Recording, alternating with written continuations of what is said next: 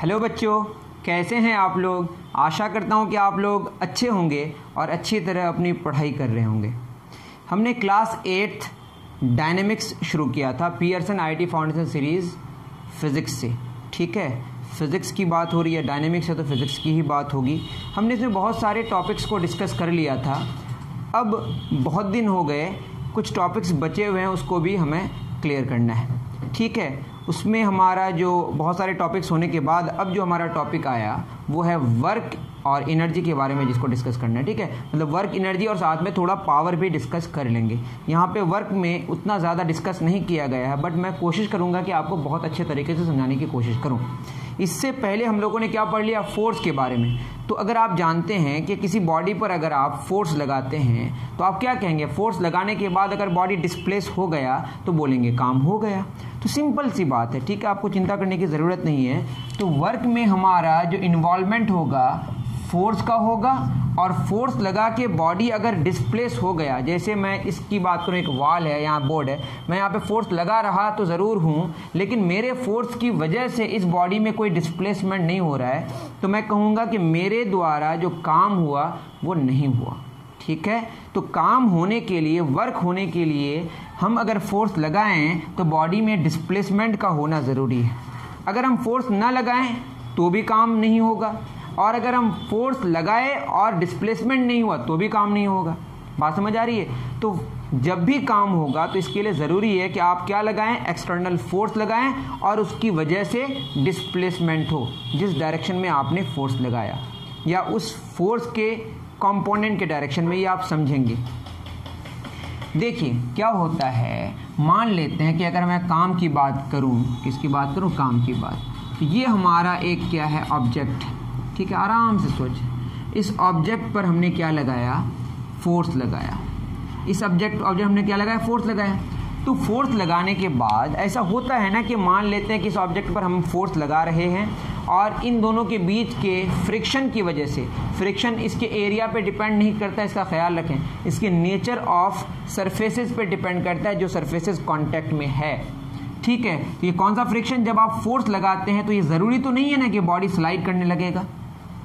बात समझ आ रही है। जब आप इसको खींचने की कोशिश करेंगे तो फ्रिक्शन भी इसको क्या करने की कोशिश करेगा, रोकने की कोशिश करेगा, मैक्सिमम लिमिट तक रोकने की कोशिश करेगा। जब उस लिमिट को आप क्रॉस कर जाएंगे तब ये जो बॉडी है इस पर क्या होने लगेगी, चलने लगेगी, स्लाइड होने लगेगी, जिसको हम बोलते हैं रिलेटिव मोशन होने लगेगी। ठीक है, तो जब आप फोर्स लगा रहे हैं तो साथ में फ्रिक्शन भी लग रहा है और ये बॉडी मान लेते हैं मूव कर रहा है, अभी मूव नहीं कर रहा। ठीक है, इधर क्या लग रहा है, फ्रिक्शन।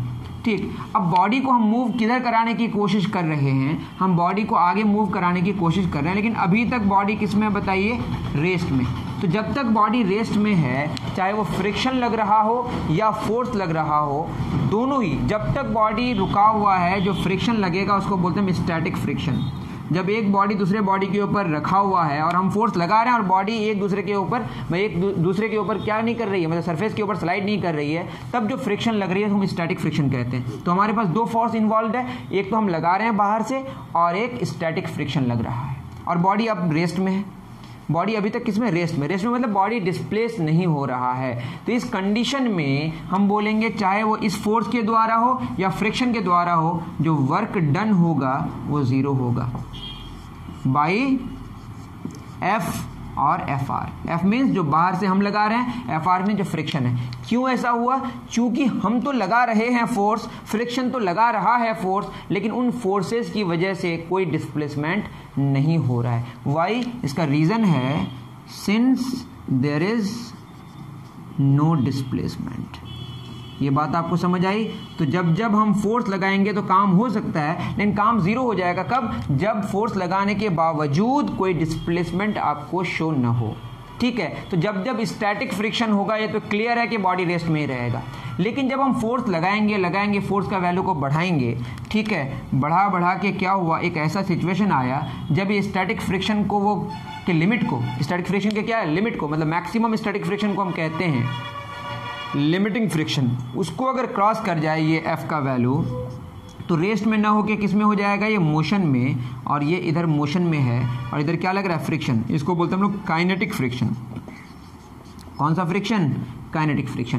तो बताइए, सिंपल सी बात है, ज़्यादा चिंता करने की ज़रूरत नहीं है। फ्रिक्शन लग रहा है, अगर चले स्लाइड करे तब भी तो फ्रिक्शन लग रहा होगा ना, तब भी तो रोकने की कोशिश कर रहा है, लेकिन रोकने की कोशिश में थोड़ी सी उसमें कमी आ जाएगी, ज़्यादा फोर्स नहीं लगा पाएगा। काइनेटिक फ्रिक्शन ये जो मैक्सिमम स्टैटिक फ्रिक्शन है उससे कम होता है, ठीक है, उतना जानने की ज़रूरत नहीं है। अब बताइए, इधर हमने फोर्स लगाया और बॉडी उधर ही जा रही है कि नहीं, बात समझ आ रही है? देखिए, तो बॉडी किधर जा रही है, फोर्स हमने लगाया और बॉडी किधर जा रही है, उधर ही जा रही है। तो वर्क डन बाई जो हमने फोर्स लगाया बाई एफ, वो क्या होगा, जिधर हमने फोर्स लगाया उधर ही मोशन हुआ, मतलब जिधर फोर्स तो लगाए और डिस्प्लेसमेंट भी हुआ, तो जिधर हम लेके जाने की कोशिश करेंगे और उधर ही अगर बॉडी जाए तो बोलेंगे काम किया है, पॉजिटिव है। तो ये जो हमारा वर्क हुआ वो कैसा वर्क हुआ, पॉजिटिव। क्या हुआ पता नहीं, एक बात तो हम समझ गए कि वर्क डन जीरो हो सकता है, कब, जब फोर्स लगाएं और डिस्प्लेसमेंट ना हो तो जीरो वर्क होगा।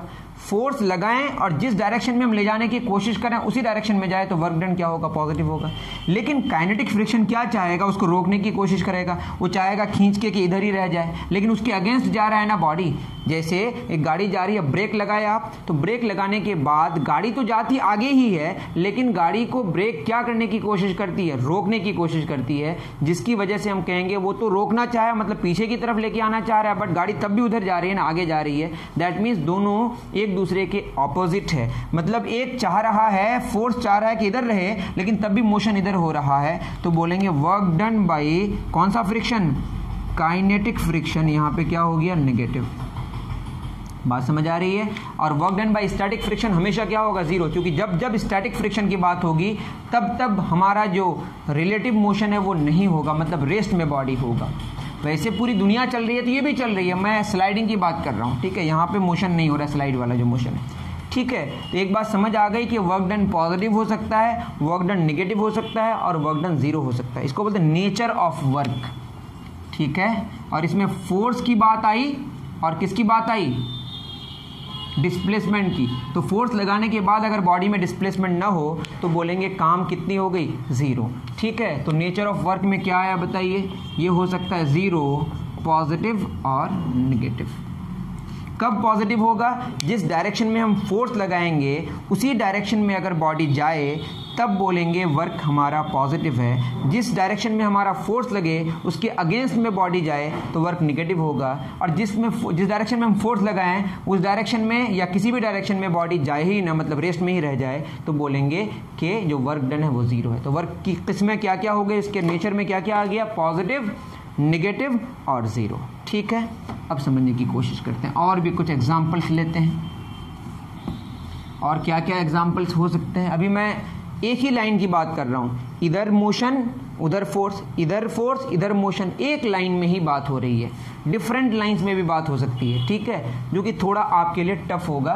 मैं उस पर भी थोड़ा डिस्कस करने की कोशिश ज़रा सी करूँगा, ठीक है। आपको चिंता नहीं करनी, मैं समझाने की कोशिश करता हूँ। मानते हैं, एक बात का ख्याल रखें, जब वर्क की हम बात करते हैं तो इंडिविजुअल एक फोर्स लेते हैं, एक फोर्स की बात करते हैं, कौन फोर्स लगा रहा है और किस पर फोर्स लग रहा है, ये इंपॉर्टेंट है। तो work done by the force on the body is important, ठीक है। मैं फिर कह रहा हूँ, वर्क जो आप करेंगे ना, कौन फोर्स लगा रहा है। जैसे एक ही बॉडी पर एक साथ फ्रिक्शन भी लग रहा था एक लाइन में, और हम एक्सटर्नल फोर्स बाहर से लगा भी रहे थे, ठीक है।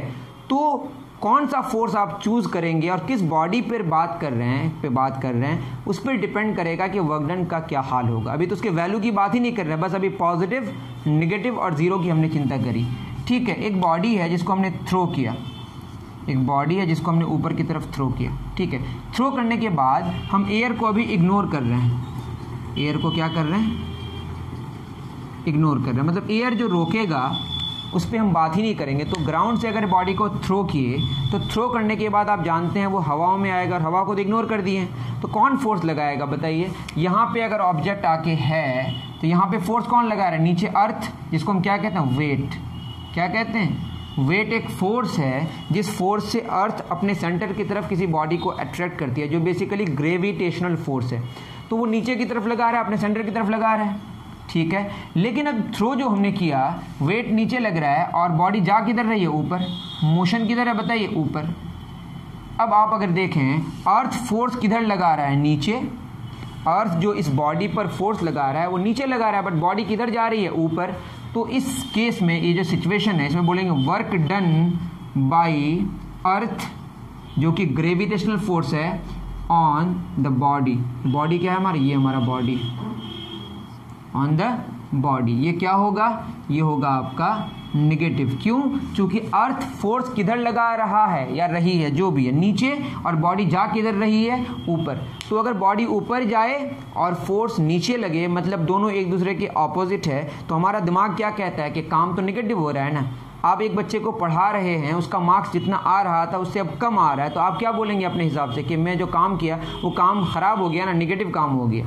ठीक है, आप फोर्स नीचे लगा रहे हैं, मतलब अर्थ फोर्स नीचे लगा रहा है और बॉडी जा किधर रही है, ऊपर, तो बोलेंगे work done by earth on the body is negative. वही अगर हमारा सिचुएशन चेंज हो जाए, अब ऊपर जाके बॉडी नीचे भी आएगी ना, बॉडी जब नीचे आ रही है और अर्थ किधर फोर्स लगा रहा है, नीचे, इसको हम क्या कहते हैं, वेट, और बॉडी का मोशन किधर है, नीचे। तो बताइए इस केस में हमारा क्या होगा, जब फोर्स नीचे लगा और मोशन भी नीचे हुआ, what does it mean, it means कि work done by earth on the body क्या होगा, पॉजिटिव। ठीक है, अब बात समझ पा रहे हैं। अब क्या बात आएगी जो मैं बताने की कोशिश कर रहा हूं, वो ये कि अर्थ के बारे में भी आपको कुछ कुछ समझ आ गया। अब मान लेते हैं, थोड़ा कहानी मैं चेंज करता हूं, ये आपका हॉराइजॉन्टल प्लेन है, हॉराइजॉन्टल प्लेन, समझ रहे ना, अर्थ का सरफेस है, इसमें एक गाड़ी है, ठीक है, इधर जा रही है, हमने फोर्स तो इधर लगाया, ठीक, जिसकी वजह से वो रेस्ट से मोशन में आगे जा रहा है। ठीक है, रेस्ट में था, मोशन में जा रहा है, ठीक है, मोशन में है, और अर्थ किधर फोर्स लगा रहा है, नीचे, इसको हम क्या कहते हैं, वेट। अब बताइए मोशन में तो इधर है ना, बॉडी मोशन में इधर है, और मतलब डिस्प्लेस इधर हो रहा है, और फोर्स किधर लग रहा है, नीचे। तो अर्थ नीचे फोर्स लगाया, जिस डायरेक्शन में अर्थ फोर्स लगाया, जिस लाइन में अर्थ फोर्स लगाया, क्या उस लाइन में बॉडी डिस्प्लेस कर रहा है, फोर्स तो लग रहा है, लेकिन बॉडी उस लाइन में मोशन में नहीं है, मतलब बॉडी डिस्प्लेस नहीं कर रहा है। बॉडी डिस्प्लेस किधर कर रहा है, हॉराइजॉन्टली, और फोर्स किधर लग रहा है, वर्टिकली। मतलब ये जो वेट है और मोशन है, इन दोनों के बीच का जो एंगल है ये 90 डिग्री है।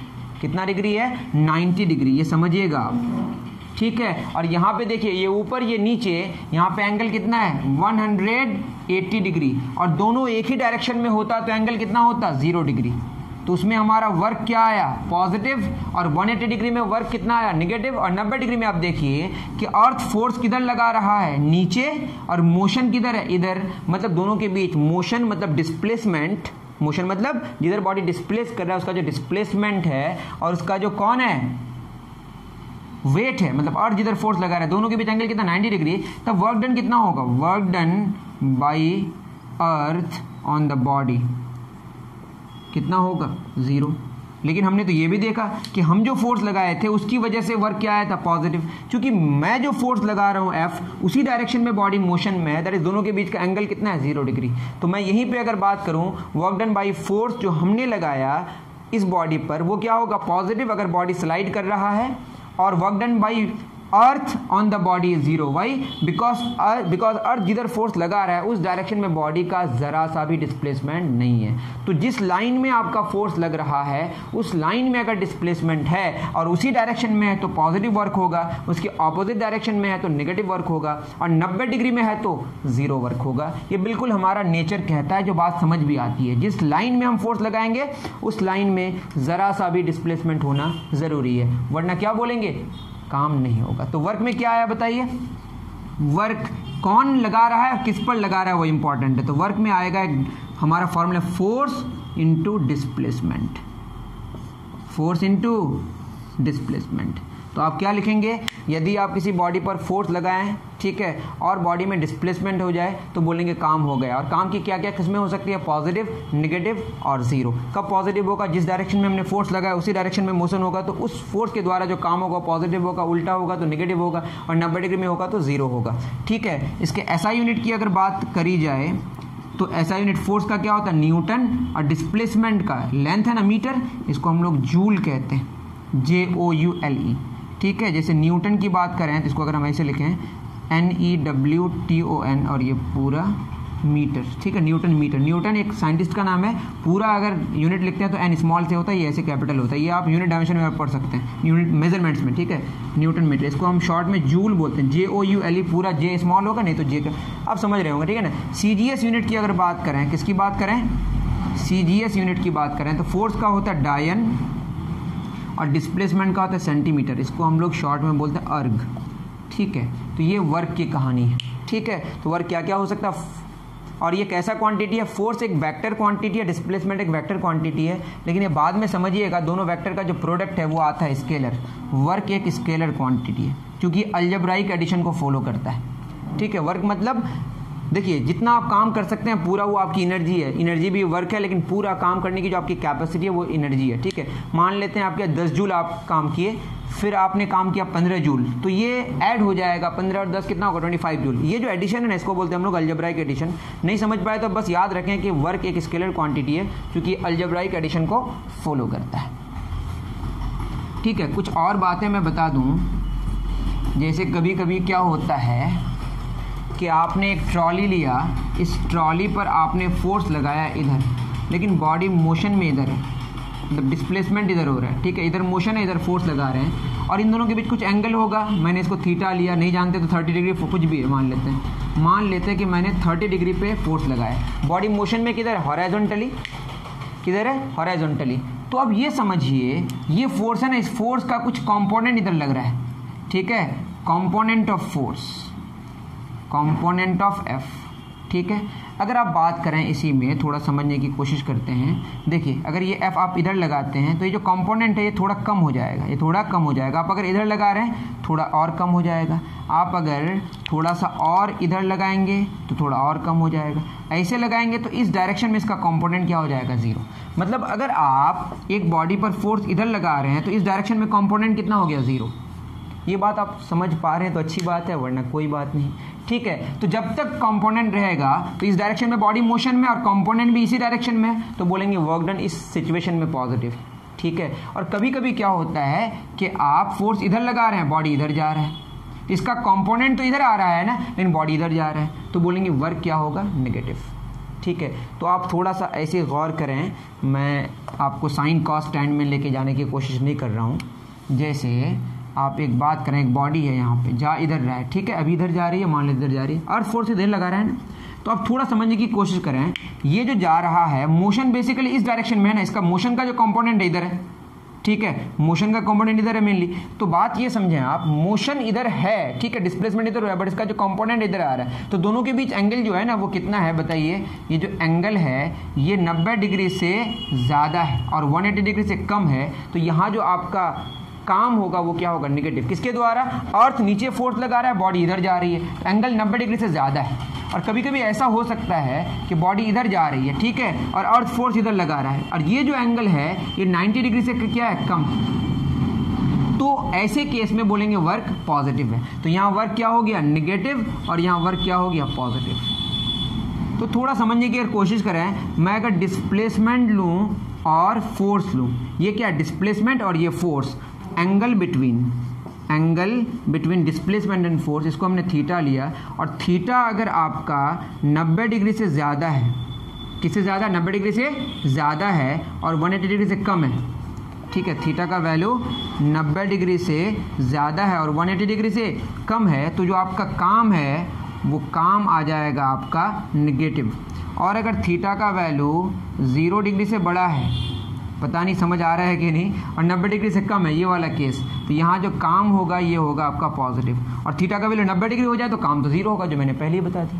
ये नहीं भी समझ आए तो बस आप नोट डाउन कर लें, इसको डिटेल्ड समझने के लिए आपको क्लास 9 के टॉपिक्स को देखना पड़ेगा। तो ये बात थी किसकी, वर्क की। अब बात आ रही है एनर्जी की, किसकी आ रही है, एनर्जी की। तो काम की बात समझ आ गई। अगर आप चाहें तो कुछ क्वेश्चंस कर सकते हैं, कुछ क्वेश्चंस आपकी किताब में गिवन है। वर्क का फॉर्मूला क्या हो गया, फोर्स इंटू डिस्प्लेसमेंट, सिंपल सी बात है। क्वेश्चन में आएगा 1 जूल को कैसे डिफाइन करेंगे, तो वर्क का फॉर्मूला क्या हो गया, फोर्स इंटू डिस्प्लेसमेंट। फोर्स मान लेते 1 न्यूटन न्यूटन लगाया आपने और डिस्प्लेसमेंट आपका 1 मीटर हुआ, तो 1 × 1 क्या होगा 1 न्यूटन मीटर, तो ये हो जाएगा 1 जूल। तो 1 जूल एनर्जी को अगर डिफाइन करना पड़े 1 जूल वर्क को, तो आप बोलेंगे 1 न्यूटन फोर्स आपने लगाया, जिस डायरेक्शन में आपने फोर्स लगाया उसी डायरेक्शन में अगर 1 मीटर डिस्प्लेसमेंट हो गया, तो उस फोर्स के द्वारा जिस फोर्स की वजह से बॉडी डिस्प्लेस हुआ या जिस डायरेक्शन में हमने फोर्स लगाया उसी डायरेक्शन में अगर 1 मीटर डिस्प्लेसमेंट हुआ, तो काम बोलेंगे उस फोर्स के द्वारा कितना हुआ 1 जूल हुआ। सिंपल सी बात, ठीक है। ये बात आप समझ पा रहे होंगे। तो वर्क क्या क्या हो सकता है, पॉजिटिव, नेगेटिव और जीरो, ठीक है। फोर्स और डिस्प्लेसमेंट एक दूसरे के ऑपोजिट हो तो वर्क नेगेटिव होगा, सेम डायरेक्शन में तो पॉजिटिव होगा, और 90 डिग्री में हो तो वर्क जीरो हो जाएगा। या फोर्स लगाएं और डिस्प्लेसमेंट ही नहीं हुआ तो काम कितना होगा, जीरो होगा। जैसे कि एग्जाम्पल है आपकी बुक में मैं पढ़ रहा हूँ, ठीक है, ये पेज नंबर 3.15 में मुझे दिख रहा है, अगर आपके पास किताब है, चूंकि मैं तो पियर्सन को फॉलो कर रहा हूँ। इसमें what is the work done by the horse, work done by the horse क्या होगा, in displacing a cart through 5 metre, displacement बोला है 5 मीटर है, in the direction of force बोल दिया, जिस डायरेक्शन में फोर्स लगा रहा है उसी डायरेक्शन में क्या हो रहा है, डिस्प्लेसमेंट, तो कोई प्रॉब्लम ही नहीं है। फोर्स कितना लग रहा है 10 न्यूटन, और अगर जिस डायरेक्शन में फोर्स लगाएं उस डायरेक्शन में डिस्प्लेसमेंट ना हो तो प्रॉब्लम होगा। उसी डायरेक्शन में फोर्स उसी डायरेक्शन में डिस्प्लेसमेंट, तो जस्ट मल्टीप्लाई कर देना है। लेकिन अगर डायरेक्शन अलग हो, जैसे मैं क्या बोला था, ये ट्रॉली इधर फोर्स लगा रहा है इधर डिस्प्लेसमेंट हो रहा है, तो इसमें अलग कहानी है, आपको ट्रिगोनोमेट्री का सहारा लेना पड़ेगा। लेकिन अभी क्या है, जिस डायरेक्शन में हम फोर्स लगा रहे हैं उसी डायरेक्शन में डिस्प्लेसमेंट होगा, या जिस डायरेक्शन में हम फोर्स लगाएंगे उसके ऑपोजिट डायरेक्शन में डिस्प्लेसमेंट होगा। इसके अलावा आपके पास कुछ भी नहीं होगा। या 90 डिग्री की बात होगी तो वर्क जीरो हो जाएगा, उसमें तो कोई बात ही नहीं है, ठीक है। तो बात क्या हो गई बताइए, चाहिए आपको वर्क, तो वर्क का क्या फॉर्मूला है, फोर्स इंटू डिस्प्लेसमेंट। फोर्स कितना लग रहा है 10 न्यूटन, डिस्प्लेसमेंट कितना हो 5 मीटर, तो ये हो जाएगा 50 न्यूटन मीटर, या बोलेंगे 50 जूल का काम हो गया। तो हॉर्स ने 50 जूल का काम किया। उसके पास अगर 1000 जूल एनर्जी है थी, तो अब उनके पास कितना बचा हुआ है, उस घोड़े के पास 950 जूल बचा हुआ है, उतना काम वो कर सकता है। ये काम करने की जो पूरी कैपेसिटी है दैट इज कॉल्ड एनर्जी, ठीक है। एक एग्जाम्पल हो गया। दूसरा एग्जाम्पल क्या कह रहा है, दूसरा एग्जाम्पल कह रहा है कि 2 जूल ऑफ वर्क डन, कितना 2 जूल काम किया गया in displacing a stone through 0.5 metre. एक स्टोन है, उस स्टोन को मैंने 0.5 आधा मीटर डिस्प्लेस कर दिया। फोर्स कितना लगेगा क्वेश्चन में बोला है, तो फोर्स का क्या फॉर्मूला हो जाएगा, वर्क बराबर फोर्स इंटू डिस्प्लेसमेंट। तो वर्क कितना 2 जूल और फोर्स कितना निकालना है, डिस्प्लेसमेंट कितना 0.5 मीटर, ये मल्टीप्लाइड इधर डिवाइड हो जाएगा, 2 जूल बटे 0.5 मीटर, ये force joule per metre newton में आएगा, क्योंकि सब ऐसा यूनिट है, आपको इतना चिंता करनी नहीं है। तो क्या हो जाएगा 0.5 बटेगा तो क्या 20/5, तो 20/5 बराबर फोर्स, तो फोर्स का वैल्यू हो जाएगा 4 न्यूटन। कितना हो जाएगा 4 न्यूटन, जूल होगा ना, newton metre, metre metre cancel हो जाएगा, न्यूटन में आएगा, तो फोर्स का वैल्यू कितना हो गया 4 न्यूटन। तो 4 न्यूटन फोर्स लगा के हम अगर किसी पत्थर को 0.5 मीटर घसकाए तो हमने जो काम करा वो कितना किया, 2 जूल काम किया। सिंपल सी बात, ठीक है। अब आते हैं एनर्जी में। तो मैंने क्या बोला, जितना आप काम टोटल कर सकते हैं या जितना आपने कर लिया, जितना आप और कर सकते हैं, तो टोटल काम करने की जो आपकी कैपेसिटी है उसी का नाम क्या है, एनर्जी। तो एनर्जी इज नथिंग बट काम ही है, क्या है ये, लेकिन टोटल जो आप काम कर सकते हैं, कैपेसिटी ऑफ डूइंग वर्क। तो बात तो एक है ना, वर्क ही तो है, तो इसका ऐसा यूनिट क्या होगा, सेम वही होगा जो एनर्जी का होता है, वर्क का होता है, जूल। इसका CGS यूनिट क्या होगा, अर्ग होगा। और भी यूनिट्स होता है, जैसे आप इसमें देखे होंगे बिस्किट के पैकेट में लिखा होता है 1 कैलोरी, किलो कैलोरी होता है ना, 1 कैलोरी था 4.2 जूल, तो कैलोरी भी यूनिट है किसका, एनर्जी का। और भी यूनिट्स हैं बट उस पर अभी डिस्कस हम लोग नहीं कर सकते क्योंकि आप अभी बच्चे हैं, ठीक है। अब एनर्जी की बात अगर आ गई तो आप खुद सोचें, घर में या आप जो भी करते हैं, जैसे आप दौड़ते हैं तो दौड़ने की वजह आपके अंदर जो एनर्जी स्टोर्ड है वो एनर्जी किस में कन्वर्ट हो रही है, काइनेटिक एनर्जी में। बात समझ आ रही है, जब आप दौड़ते हैं तो वो एनर्जी किस में कन्वर्ट हो रही है, काइनेटिक एनर्जी में। बात समझ, उसी तरह से बहुत तरह की एनर्जीज होती है। मैं बोल रहा हूँ तो ये कौन सी एनर्जी है, तो हमारे अंदर की जो केमिकल एनर्जी है, वॉट एवर एनर्जी, जो भी एनर्जी है, वो सारी एनर्जी किस में अभी कन्वर्ट हो रही है, बताइए, साउंड एनर्जी में कन्वर्ट हो रही है। तो एनर्जीज का कन्वर्जन भी एक हमारा प्रोसेस है, वो सब आप देख सकते हैं। जैसे वेरियस फॉर्म्स ऑफ एनर्जी लिखा हो, मैकेनिकल एनर्जी, हीट एनर्जी, ठीक है। कौन सी एनर्जी, आप अगर मान लेते हैं ऐसे फ्रिक्शन यहाँ पे हो रहा है तो यहाँ पे ये जो हमारी एनर्जी है वो किस में कन्वर्ट हो रही है, मैकेनिकल एनर्जी, हीट एनर्जी में कन्वर्ट हो रही है। बात समझ आ रही है। तो बहुत सारी एनर्जीज होती है, एक एनर्जी का फॉर्म दूसरे एनर्जी में कन्वर्ट होता है, एनर्जी का मतलब एक फॉर्म दूसरे फॉर्म में बदलता है, इसको एनर्जी का कन्वर्जन बोलते हैं। तो ठीक है, सब देख सकते हैं। और अगर मैकेनिकल एनर्जी की बात करें, थोड़ा मैं बता दूं, डिफरेंट फॉर्म्स ऑफ एनर्जी थोड़ा समझा देता हूं। डिफरेंट फॉर्म्स, ठीक है। इसमें सबसे पहले मैकेनिकल एनर्जी, अब इसमें आती है पोटेंशियल एनर्जी और काइनेटिक एनर्जी। देखिए अगर आप बात करें, जैसे एक पेन है आपका, ठीक है, इस पे मार्कर है, मैं ऊपर फेंका तो इसकी हाइट बढ़ रही है ना, इसकी हाइट के, इसके पोजीशन के चेंज होने की वजह से इसमें एक एनर्जी एक्स्ट्रा आती है या चेंज होती है, उसको हम कौन सी एनर्जी बोलते हैं, पोटेंशियल एनर्जी। लेकिन जब आप नीचे से ऊपर की तरफ फेंकते हैं तो इसकी स्पीड घटते जाती है ना, तो इसकी मोशन में बदलाव आता है और इसकी स्पीड में कमी आती है। बोलेंगे काइनेटिक एनर्जी क्या होती जाती है, डिक्रीज होती जाती है। मतलब स्पीड एक फैक्टर है काइनेटिक एनर्जी की, स्पीड बढ़ते जाएगी, काइनेटिक एनर्जी बढ़ते जाएगी। पोटेंशियल एनर्जी कैसे बढ़ेगी, अगर हम अर्थ के हिसाब से सोचें, इसकी हाइट बढ़ते जाएगी और पोटेंशियल एनर्जी बढ़ती जाएगी। पोटेंशियल एनर्जी और भी केसेस में होता है, जैसे आप स्प्रिंग की बात करें, स्प्रिंग को आपने दबा दिया तो उसका जो फॉर्मेट है, उसका जो कॉन्फ़िगरेशन है उसको आपने बदल दिया, उसको अगर दबाने के बाद छोड़ देंगे तो वापस आ जाएगा कि नहीं। मतलब उसके पास जो एनर्जी स्टोर हुई उसी की वजह से वो काम खुद कर पा रहा है। वो क्यों, क्योंकि आपने इसको दबाया, कंप्रेस किया, तो कंप्रेस करने की वजह से आपने जो काम किया, आपकी एनर्जी किस में चली गई, स्प्रिंग में चली गई, तो उसमें जो स्टोर हुई इसको बोलते हैं हम लोग पोटेंशियल एनर्जी। फिर वो वापस आ रहा है तो किस में कन्वर्ट हो रहा है, काइनेटिक एनर्जी में, ठीक है। उसी तरह पेंडुलम में ऐसे वो ऊपर ले जाके छोड़ दिया, आपने उसकी हाइट बढ़ा दी, तो हाइट बढ़ाने की वजह से वो क्या बढ़ाई आपने, पोटेंशियल एनर्जी, छोड़ेंगे तो वापस आ जाएगा, तो वो पोटेंशियल किस में कन्वर्ट होती है, काइनेटिक एनर्जी में, ठीक है। तो पोटेंशियल एनर्जी और काइनेटिक एनर्जी का कन्वर्जन चलते रहता है और दोनों को मिला के हम बोलते हैं मैकेनिकल एनर्जी। कौन सी एनर्जी, हीट एनर्जी आप जानते हैं, लाइट एनर्जी आप जानते हैं, साउंड एनर्जी आप समझते हैं, इलेक्ट्रिकल एनर्जी आप इलेक्ट्रिसिटी के बारे में समझते हैं, न्यूक्लियर एनर्जी कुछ बात होती है, तो इस पर इतना डिस्कशन नहीं करना है। बस एनर्जी का कुछ फॉर्मेशन है जिसमें एक इंपॉर्टेंट बात थी मैंने बता दी, वो है मैकेनिकल एनर्जी, ठीक है। तो ये एनर्जी की कहानी इतना आप उतार लें, देख लें, नहीं समझ आए तो मुझे आप ज़रूर कमेंट सेक्शन में बताएं, ठीक है। इतनी बात थी एनर्जी की। अब एक बात जो बहुत ही इंपॉर्टेंट है, जो आपके इसमें नहीं लिखा हुआ है, उसके बाद हम लोग सेंटर ऑफ ग्रेविटी का डिस्कशन करेंगे नेक्स्ट वीडियो में, ठीक है। वो है पावर।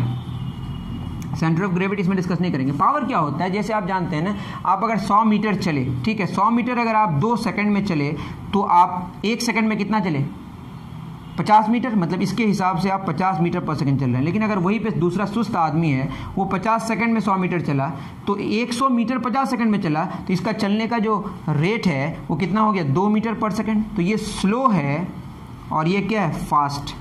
तो स्लोनेस और फास्टनेस को जानने के लिए हम टाइम के साथ डिस्टेंस को लेते हैं। उसी तरीके से कोई तो काम करता है, काम एक बंदा काम कर रहा है, सेम काम को 2 दिन में कम काम कर रहा है, एक बंदा सेम काम को 1 घंटे में ख़त्म कर दे रहा है। बताइए कौन ज़्यादा इफेक्टिव है, जिसका पावर ज़्यादा है। बोलेंगे किसका पावर ज़्यादा है, जो 2 दिन में काम किया वो कम पावर का है, ठीक है, और जो 1 घंटे में जो काम कंप्लीट, सेम काम है 1 घंटे में कंप्लीट कर दिया, उसका पावर ज़्यादा है। मतलब टाइम फैक्टर है, काम तो आप कर रहे हैं, कम से कम टाइम पे आप ज़्यादा से ज़्यादा काम करेंगे अगर, तो आपका पावर ज़्यादा होगा। तो ये सिंपल सी बात है। टी टाइम में अगर आपने W काम किया तो यूनिट टाइम में कितना करेंगे, W/T। इसको बोलते हैं वर्क करने का रेट। जैसे 2 सेकंड में आप 10 जूल काम किए तो 1 सेकंड में आप कितना करेंगे, 10 जूल बटे 2 सेकंड, 2 क्या हो जाएगा, 5 जूल। इसको बोलेंगे 5 जूल पर सेकंड। 5 जूल 1 सेकंड में आप कितना काम कर पा रहे हैं, दैट इज कॉल्ड पावर, ठीक है।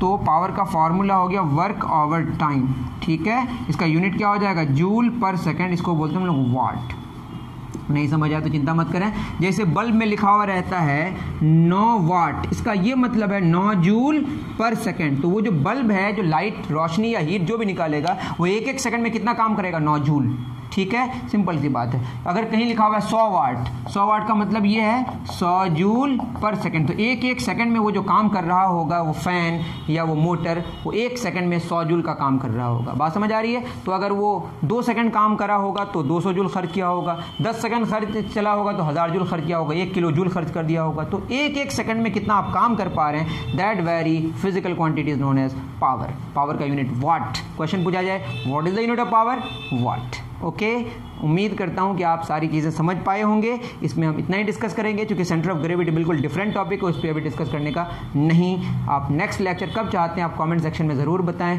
जल्दी चाहिए तो जल्दी लाऊंगा, देर से चाहे तो देर से लाऊंगा, आपकी मर्जी। ओके, मिलते हैं नेक्स्ट वीडियो में। Thank you very much. Description ज़रूर चेक करें। Thank you.